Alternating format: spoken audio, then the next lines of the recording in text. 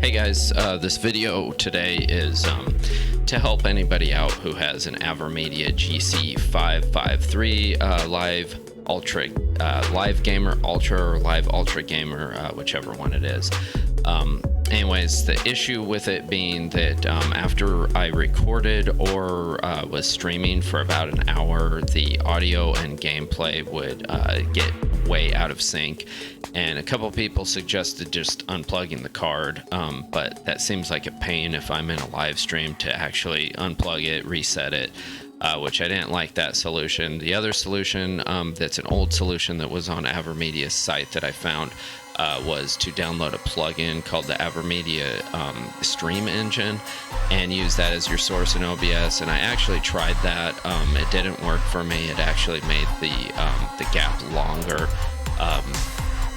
and it was out of sync more, so that didn't work. And I actually filled out a support ticket for Avermedia, asked what they suggested, and they suggested going into OBS and to the advanced audio settings and actually setting the timing sync. You can set, like, I think it's like up to 200 milliseconds. And that wasn't going to work for me. It was way more work than I wanted to do, because I would have to create a video, figure out how many milliseconds it was off, and then hope that I had it right on the money, because if it's not, say I'm streaming for 4 hours and I'm off a millisecond, eventually it's going to run out of sync again. So I actually ended up finding a better solution that works perfectly, and I haven't had any issues with it since, so I'm going to share that now with you guys. Okay, so we find ourselves in OBS here, and first thing we're going to do, well, first I'm going to tell you that if you don't know how to set up scenes and sources in OBS, there's a whole bunch of tutorials online that you might want to check out first. That way you kind of, know what you're doing here. But most of you should already know, what's going on. If you've sought out this video and you're having these issues, you should already know how to stream and set up OBS. So anyways, what you're going to do is you're going to come over here to your sources. You're going to hit the plus mark, because this is your scene and you're adding your new source, which is the capture card. You're going to want to set up the video capture device by clicking it. Here, you're going to want to type in the name of your device. I would suggest naming it similar to what I named mine. Mine is named Avermedia GC553 Video. That's the name of the card. That's who makes it. And I named it Video because this source is going to be only for the video, and that way we can differentiate, because later we're going to add a separate audio source. That way we have complete control over both. So I'm going to click Add Existing because I already have mine in, and select it. And then I'll show you what comes up here if you type yours in new. Okay, so first let me get this way out of the way because it just added in.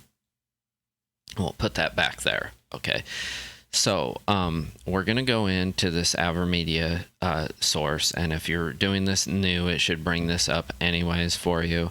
But it's going to have this pop up here, and you're going to select the device as Live Gamer Ultra Video in here. Don't select Live Gamer Ultra Stream Engine, although you might not have this installed. This is the engine that Avermedia suggests to use as your source to solve the out of sync issue, but it didn't work for me, so I wouldn't use it. So just select your device here. That's enough. Keep everything set as default. You're going to want to scroll down here, make sure that the audio output mode is on capture audio only. On one of the tutorials for Avermedia's site, speaking about this out of sync issue, and this was an old video, I believe.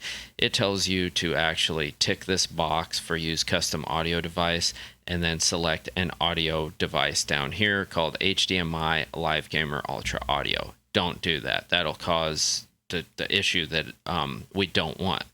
And also in this drop down, don't select Live Gamer Ultra Stream Engine. Don't select anything here. Keep it unticked. Don't use a custom audio device. So then you're going to click OK. All right, now you'll see over here in our sources, we have our video set up. And you'll also see on our audio mixer, Avermedia Video GC553 now shows up. So what we're going to do over here in audio mixer is we're going to go to the 3 lines. We're going to right click. We're going to select advanced audio properties. This is going to bring up OBS's advanced audio properties. Okay.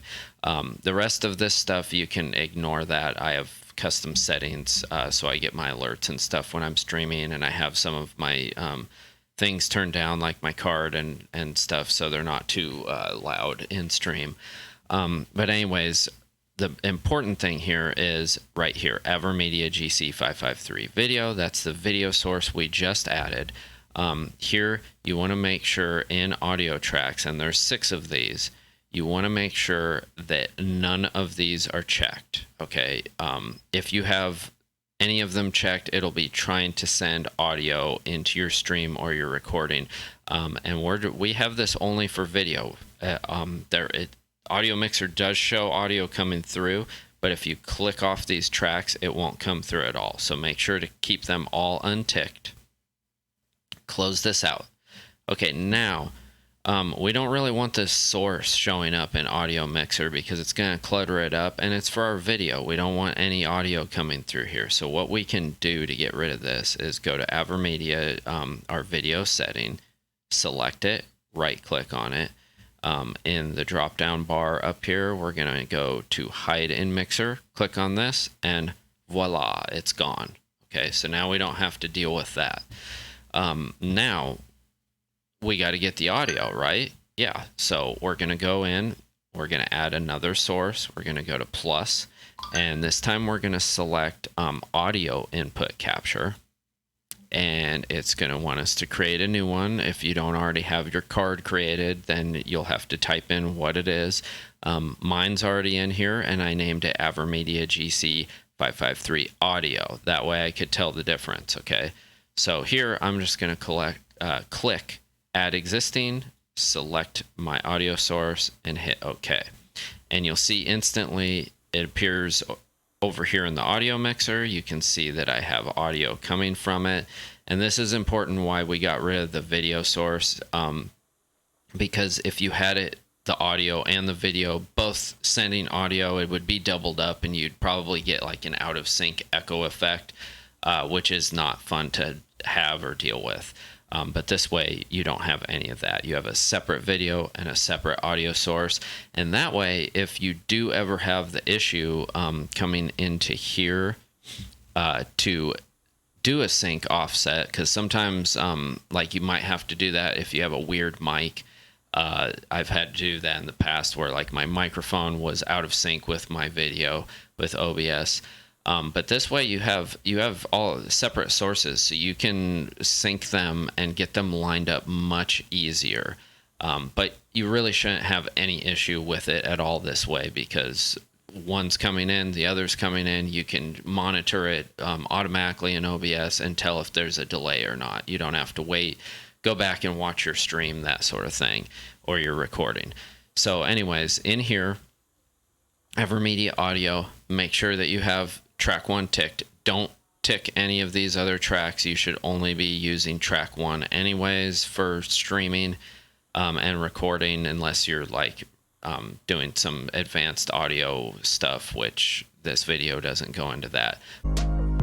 All right, hopefully that helps you guys out.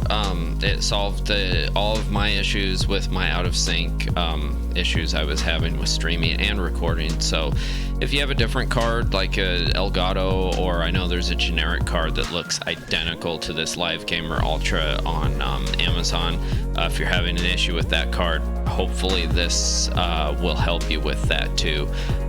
So if you stop by and this helps you, please give me a follow. Actually, the best thing you could do is go to my Facebook gaming page and follow me there. Have a great day. Thanks for stopping by.